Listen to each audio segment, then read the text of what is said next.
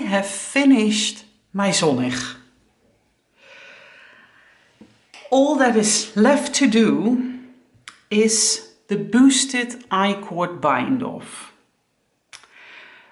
You only have 2 rows to knit today because the boosted I-cord bind off is, well, it's kind of a thing. You just have to tackle it, sit down and do it. We need a boosted I-cord bind off because this side of the shawl needs to cover the entire half circle. So it has more distance to cover than the straight side of the shawl. I did start a tiny bit and I'm doing my I-cord bind off in my contrast color. It doesn't say that in the pattern, but I have explained it before. I would run short of my main color, and so I switched contrast and main earlier in the shawl to manage to do the entire border pattern in my main color. And I do have enough yarn left to do the boosted I-cord bind off. There's a fair amount left, but I thought it would be nice, it would look nice to do it in the contrast color. So I've already started, but that's not really important because it looks the same for the entire row. The boosted I-cord bind off creates 1 extra stitch in every bind off round, and you need that, like I said, to cover the distance. So you knit 2 and then you knit 2 together through the back loop.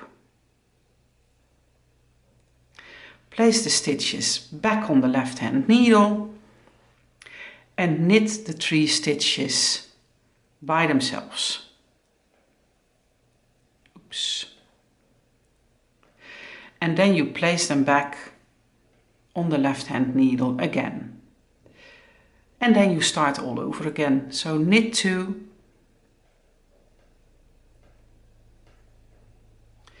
knit 2 together through the back loop,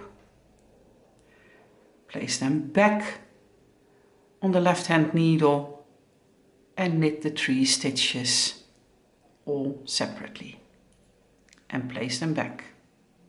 If we look up close to the I-cord bind off, it does look a little sloppy, but once you are going to wash and block your shawl, it will stretch like this, and then you see that you don't see anything of the sloppiness. If I pull it out here a little, you can see that we have 1 extra stitch between every row of stitches.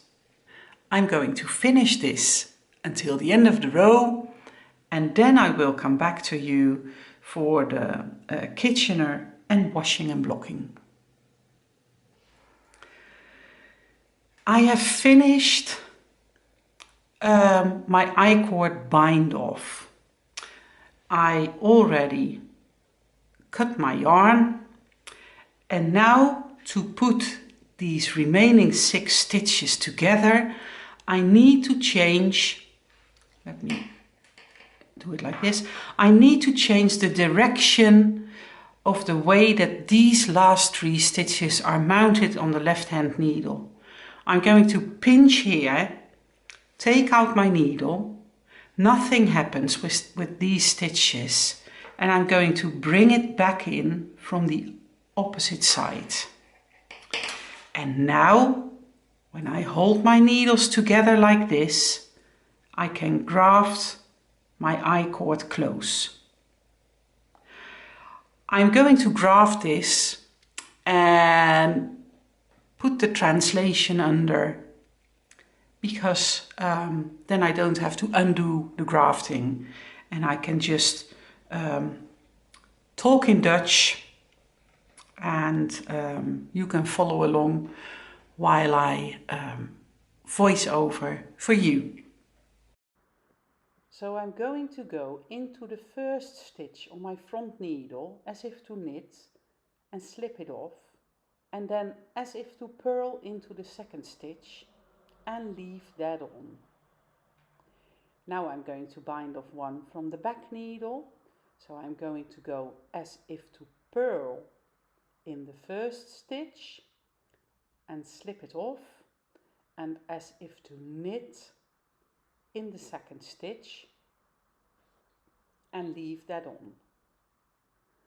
The front needle, as if to knit and slip it off, and as if to purl in the next stitch and leave it on. The back needle, as if to purl in the first stitch, slip it off, and as if to knit in the second stitch. Now you have closed your I-cord. I'm going to take the needle once more through the stitches, and then I can weave in the end, but this way you have a wonderful bind off of your Zonnig shawl.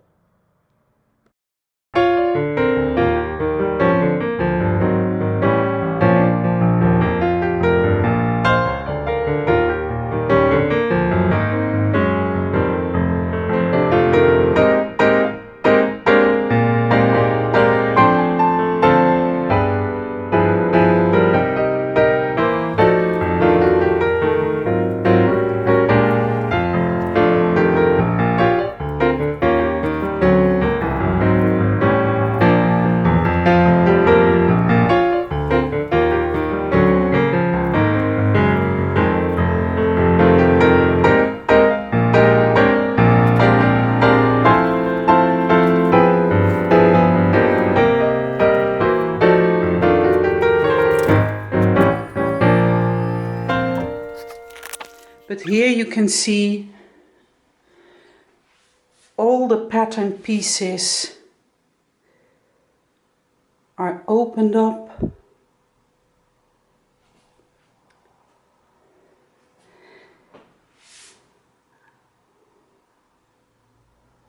And all the yarn over holes are nice and big like this. So I'm going to check the top border once more, and then it can just stay here overnight and dry. One more thing, I decided to pin it out in a kind of arrow shape, but that's something you can decide for yourself. You can decide to make it nice and round. I decided to just really pull it out.